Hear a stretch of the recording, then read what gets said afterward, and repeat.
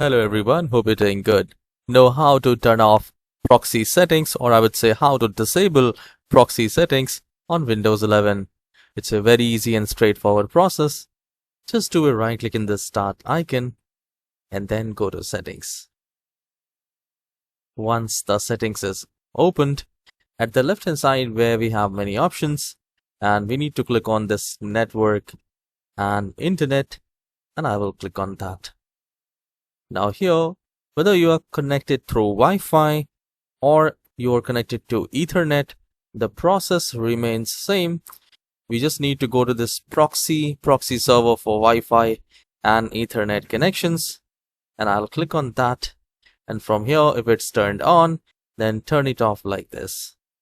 Alright, and if this script or anything is turned on, you can turn it off from here as well. So this is how you can turn off or disable proxy settings on Windows 11. If you have find this very short video helpful, please hit the like and subscribe. I'll see you in the next video. Have a wonderful day.